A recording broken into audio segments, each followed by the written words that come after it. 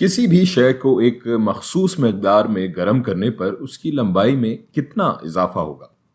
और क्या हर शय में एक ही जितना इजाफा होगा या अलग अलग?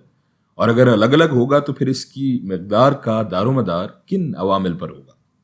इन सवालों का जवाब जानने की कोशिश करेंगे हम इस वीडियो में। लीनियर एक्सपेंशन कोएफिशिएंट ये वो चीज़ है जो हमें बताती है कि गर्म करने पर किसी भी शय की लंबाई में कितना इजाफा होगा। इसको समझने के लिए हम एक मिसाल ले लेते हैं। फर्ज करें कि हम एक सोने की तार ले लेते हैं जिसकी लंबाई है L मीटर्स, और चूंकि ये एक कमरे में रखी है तो इसका दर्जा हरारत है T। और अब अगर हम इस सोने की तार का दर्जा हरारत बढ़ाते हैं तो जो हम दर्जा हरारत बढ़ाते हैं फर्ज कर लेंगे वो है डेल्टा T। तो इसकी वजह से इस तार के एटम्स ज्यादा वाइब्रेट करने लगेंगे और एक दूसरे से हटकर दूर चले जाएंगे, जिसकी वजह से ये सोने की तार इसमें ये फैल जाएगी और इसमें इतना इजाफा हो जाएगा। और अब इसका दर्जा हरारत हो जाएगा T, जो कि इसका दर्जा हरारत पहले था, जमा ये इजाफा डेल्टा T, और इसकी लंबाई भी बढ़ जाएगी और ये हो जाएगी L, जो कि इसकी पहले लंबाई थी, जमा डेल्टा L। अब हमें ये पता लगाना है कि ये जो इजाफा हुआ है इसकी लंबाई में डेल्टा L, ये कितना है और इसका इन्हिसार किन चीजों पर है या किस किस चीज पर है। हमने इसका दर्जा हरारत बढ़ाया है तो इसकी लंबाई में इजाफा हुआ है। इसका मतलब है कि डेल्टा एल का इन्हिसार है सबसे पहले तो इस डेल्टा टी पर, यानी डेल्टा एल हम कह सकते हैं कि रास्त मुतनासिब होता है डेल्टा टी के। सो हम लिख सकते हैं delta L is directly proportional to delta T.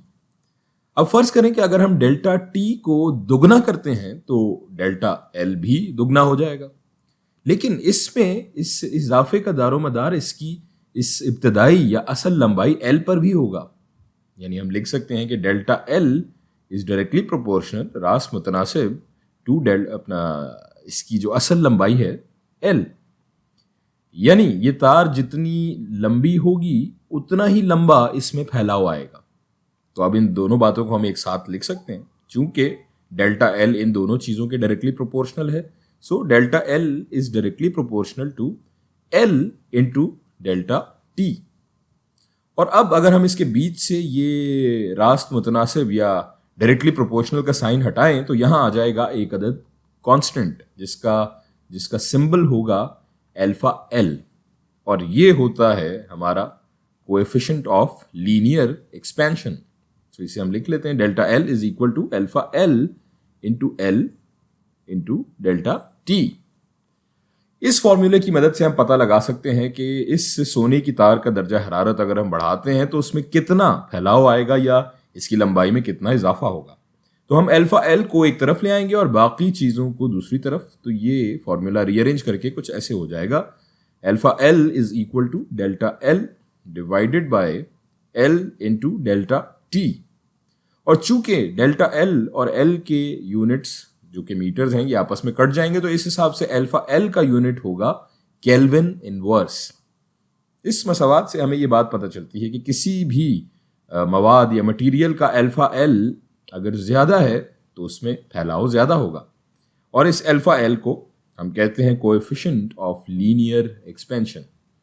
अब मिसाल के तौर पर अगर हम सोने का अल्फा L लिखें तो हम वो लिख लेते हैं, गोल्ड का अल्फा L होता है 14 इंटू 10⁻⁻⁶, 10 की ताकत -6 केल्विन इनवर्स।